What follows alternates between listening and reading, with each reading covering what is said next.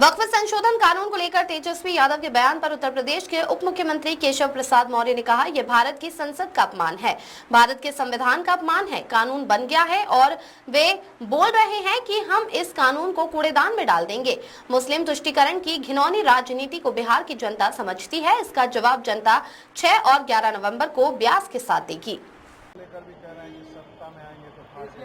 ये भारत की संसद का अपमान है, भारत के संविधान का अपमान है। जो कानून बन गया है और उसको यहाँ पर अगर वो ऐसा बोल रहे हैं कि हम उस कानून को कूड़ेदान में डाल देंगे, तो यह तो भारत रत्न संविधान निर्माता बाबा साहब डॉक्टर भीमराव अम्बेडकर जी का भी अपमान करने का दुस्साहस कर रहे हैं। और मुस्लिम तुष्टीकरण की घटिया और घिनौनी जो राजनीति कर रहे हैं, इसे मुझे लगता है बिहार की जनता भली प्रकार समझती है और इसका जवाब 6 तारीख को 11 तारीख को ब्याज के साथ ऐसे हिसाब से देगी कि इनको लगेगा कि इस प्रकार की बातें करना, बरगलाने के लिए बातें करना, गुमराह करने के लिए बातें करना, धोखाधड़ी करने के लिए बातें करना, ये नहीं चलेगा। अब जंगल राज की वापसी बिहार में नहीं होगी।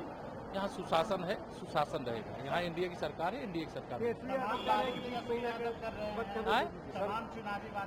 देखिए, फर्जी वादों का तो उन्होंने विश्व रिकॉर्ड बना लिया है और उनका इतिहास क्या है। जब उनके पिता श्री लालू प्रसाद यादव जी जो चारा घोटाले के सजाए याफ्ता अपराधी हैं और जब रेल मंत्री थे तो रेलवे में नौकरी देने के लिए जमीनों को लिखाने का मुकदमा इनके खिलाफ चल रहा है। बिहारवासी सावधान रहें कि नौकरी का लालच देकर के लोगों की जमीन लिखाने की तैयारी में है, उससे बचे रहें। और बिहार के युवाओं के उज्ज्वल भविष्य के लिए माननीय प्रधानमंत्री श्री नरेंद्र मोदी जी और आदरणीय मुख्यमंत्री श्री नीतीश कुमार जी कि ये जो नेतृत्व डबल इंजन सरकार है, ये बिहार के युवाओं के उज्ज्वल भविष्य के लिए, बिहार में औद्योगिक क्रांति लाने के लिए, बिहार के विकास के सारे रास्ते खोलने के लिए और डबल इंजन का पैसा बिहार में बहुत तीव्र गति से 14 नवंबर के बाद आएगा।